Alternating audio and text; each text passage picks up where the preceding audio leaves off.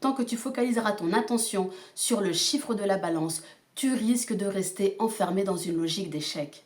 On a été, écoute bien ce que je vais te dire, on a été éduqué à penser que l'objectif devait être un chiffre et surtout que tu devais l'atteindre le plus vite possible. À force de vouloir chercher la méthode qui va enfin te permettre à perdre du poids rapidement, comme si perdre du poids tranquillement, lentement, c'était anormal. Retiens ça, c'est important. Ta réussite minceur ne se chiffre pas sur la balance. Ta réussite minceur, c'est de voir la nourriture, tout en gardant l'entière conscience de tes ressentis, de manger par besoin et pas uniquement par envie. Ta réussite minceur, c'est quand tu n'es plus l'esclave mental de la nourriture. Tant que tu joueras au jeu de la restriction extrême, et là, la chirurgie bariatrique ou les injections ont cet effet de restriction extrême.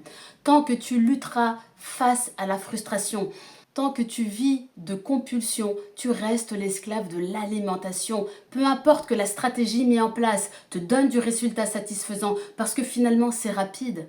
Le véritable problème, celui qui t'empêche de te libérer de cette relation toxique, est cette obsession du résultat. Ta responsabilité, écoute bien ce que je vais te dire, c'est de créer les conditions qui permettent à ton corps de fonctionner correctement et de répéter ces comportements suffisamment longtemps pour qu'ils deviennent durables. Et pour ça, avant même de vouloir modifier le contenu de ton assiette, il faut commencer par apprendre ce qui se passe derrière ton comportement alimentaire. Pourquoi est-ce que tu manges sans faim? Pourquoi est-ce que tu grignotes? Pourquoi est-ce que tu as besoin de te remplir? Qu'est-ce que tu cherches réellement à obtenir quand tu manges? Quel besoin tu cherches à répondre? Du plaisir, du réconfort, de l'apaisement, une coupure avec ta journée? Parce que tu peux avoir le meilleur programme alimentaire. Si derrière tu conserves une relation toxique avec la nourriture, tu vas continuer à te battre contre toi-même. Travailler uniquement son assiette en ne changeant pas sa relation à la nourriture, c'est comme construire une maison sans fondation. Elle peut être magnifique en apparence, mais tôt ou tard, elle finit par se fissurer. Moi, c'est Aziza, fondatrice de Mincir Éthique. J'accompagne les femmes musulmanes à se réconcilier durablement avec leur alimentation et avec leur corps.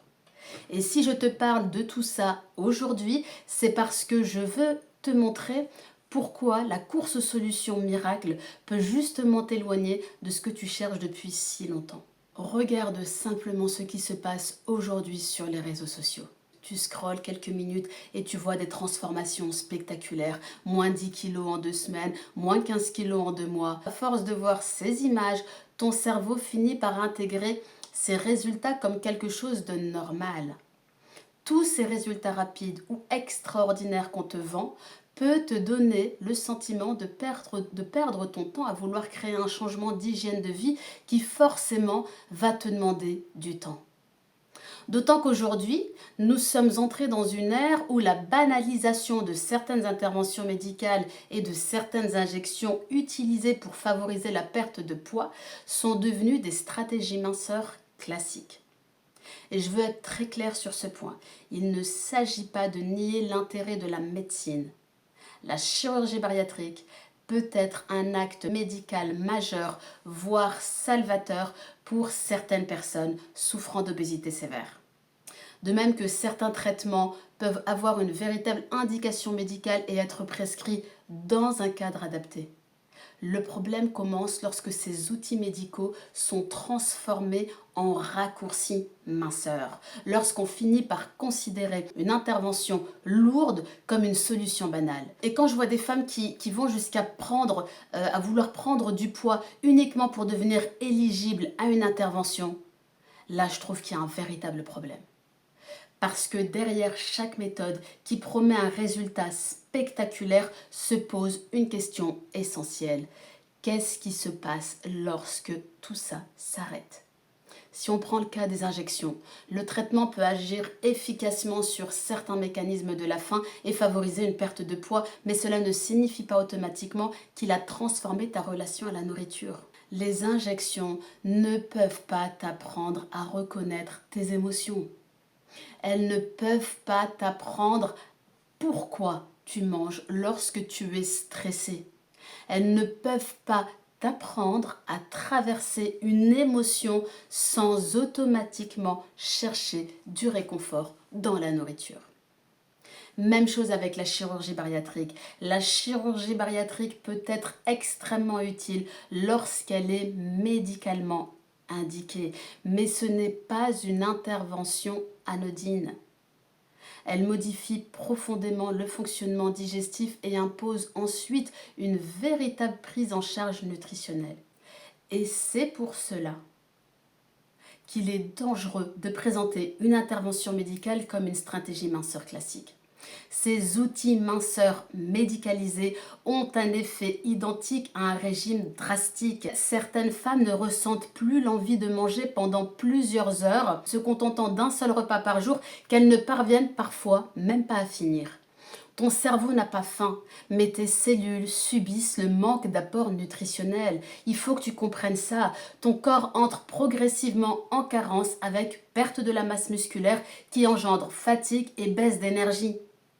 Si je te parle de tout ça, c'est pour que tu comprennes qu'en prenant un petit peu de hauteur et en revenant au principe de l'islam, tu peux donner une chance de voir les choses d'une autre manière. Ce qui me touche profondément, c'est que nous sommes les femmes d'une communauté où Allah nous enseigne une approche plus globale et plus saine. Dans le Coran, Allah nous invite à manger ce qui est halal et taïb. Le halal, certes, il renvoie à ce qui est licite. Le taïb renvoie notamment à ce qui est bon, sain et bénéfique. Et pourtant, dans notre manière moderne de penser l'alimentation, nous avons réduit la question alimentaire à une seule dimension, le halal, beaucoup moins au taïb. Un produit peut être halal et pourtant avoir une qualité nutritionnelle médiocre. C'est le principe de la junk food halal. Et cela nous rappelle quelque chose d'essentiel. La dimension du taïb nous invite justement à ne pas séparer notre alimentation de notre santé et de notre bien-être. Elle est là notre erreur. Il y a quelque chose d'encore plus important. Notre foi nous enseigne la patience, la maîtrise de soi, la modération, la régularité. Tout le contraire de ce que nous enseignent les stratégies minceurs modernes. Mais si tu regardes les principes de notre tradition, tu retrouves exactement l'inverse. Le premier principe, la progressivité, le tadarruj. Le Coran n'a pas été révélé en un seul jour. La révélation s'est étendue sur 23 années. Pourquoi? Parce que le changement profond nécessite du temps. Les habitudes ont besoin de temps pour s'installer. Les comportements ont besoin de temps pour évoluer. Les cœurs ont besoin de temps pour intégrer les changements. Alors pourquoi demander à son corps de changer complètement en quelques semaines? Pourquoi lui imposer une transformation brutale alors que tout ce qui est durable dans la nature repose sur la progression? Tu as besoin de devenir progressivement une femme qui prend soin d'elle différemment. Le deuxième principe, la régularité. Le prophète sallallahu alayhi wa sallam nous a transmis cette parole. Les actions les plus aimées d'Allah sont les plus régulières, même si elles sont petites. Et cette phrase peut complètement changer ta manière d'aborder la perte de poids. Ce qui construit réellement un changement, ce sont les petites actions répétées. Un repas plus équilibré, de la marche au quotidien, un sommeil de qualité, une meilleure gestion des émotions, des séances de sport régulières. Ce n'est peut-être pas spectaculaire sur Instagram, mais c'est exactement ce qui peut transformer une vie. Le troisième principe, c'est le respect du corps. Ton corps n'est pas ton ennemi, il n'est pas non plus un objet que tu dois détruire jusqu'à obtenir la silhouette que la société considère comme acceptable. Ton corps est une MNA, c'est un dépôt dont tu as la responsabilité. Et cela devrait changer complètement la manière dont tu le traites. Parce que prendre soin de son corps, ce n'est pas seulement chercher à le rendre plus mince. C'est aussi lui donner les nutriments dont il a besoin. Écoutez ces signaux. Le Coran nous rappelle également ne vous jetez pas de vos propres mains dans la destruction. Est-ce que ma manière de vouloir changer mon corps est réellement une manière saine? Cette question est fondamentale. Alors tu vas me dire concrètement comment on fait. La solution n'est pas nécessairement une nouvelle méthode. La solution consiste à accepter le temps nécessaire à ton corps, à comprendre son fonctionnement, à comprendre ton comportement alimentaire et surtout à apprendre à gérer ce qui se trouve derrière tes automatismes. Parce que si tu manges lorsque tu es triste, il faut apprendre à gérer la tristesse. Si tu manges lorsque tu es stressé, il faut apprendre à gérer le stress. Et si tu manges pour remplir un vide, il faut comprendre ce vide. Si tu manges parce que tu es épuisé, il faut peut-être commencer par regarder la gestion de ton quotidien et de ton sommeil. Si tu as perdu le contact avec tes sensations alimentaires, il faut progressivement réapprendre à écouter ton corps. C'est cette vision que nous travaillons dans mon accompagnement. On ne travaille pas uniquement sur l'assiette. On travaille sur la gestion des émotions, sur le sommeil, sur l'activité physique, sur la pleine conscience, sur la relation à l'alimentation et surtout sur la construction de nouvelles habitudes qui peuvent réellement trouver leur place dans ta vie. Le but est de remettre de la conscience là où il y avait un automatisme. Reprendre progressivement la main sur ton comportement alimentaire. En conclusion, j'ai envie de te dire, arrête de chercher le miracle. Tu n'es pas un chiffre sur une balance. Tu n'es pas un avant, un après Instagram. Tu n'es pas un corps qu'il faudrait corriger le plus rapidement possible. Et tu n'as pas besoin de te détester pour prendre soin de toi.